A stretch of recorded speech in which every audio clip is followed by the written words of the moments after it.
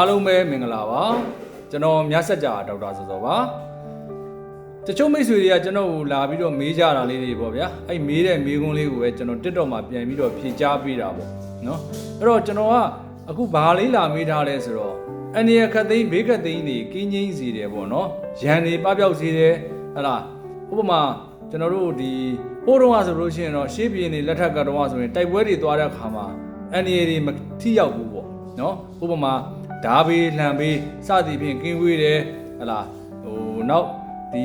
တနတ်ဘေးတွေကြီးဟလားကာကွယ်နိုင်တယ်ဆိုတော့ရန်နေနဲ့ပတ်သက်ပြီးတော့ကာကွယ်စေတတ်တဲ့နော်ဂါရာလေးတွေနဲ့ပတ်သက်ပြီးတော့လာမေးတဲ့အခါကျတော့အဲ့ဒီမှာကျွန်တော်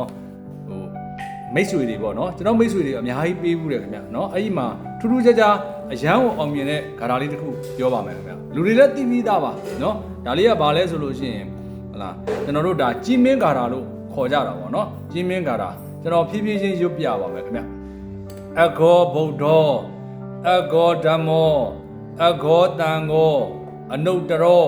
အဂောဝိပါကောမေဟောတုယံယံအိဆံသမိတ်ဇတုဒါလေးပါအဲ့တော့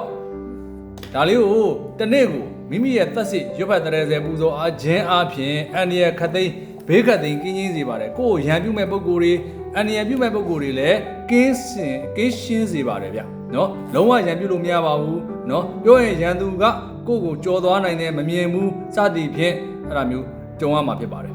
အဲ့တော့ပြန်ဆိုပြပါမယ်အဂောဗုဒ္ဓောအဂောဓမ္မောအဂောတံဃောအနုတ္တရောအဂောဝိပါကောမေဟောတုယံယံအိဆံသမိတ်ဇတုအဲ့ဒါလေးကိုနေ့စဉ်သက်စစ်ရွတ်ဖတ်တဲ့ဆယ်ပူဇော်ခြင်းအပြင်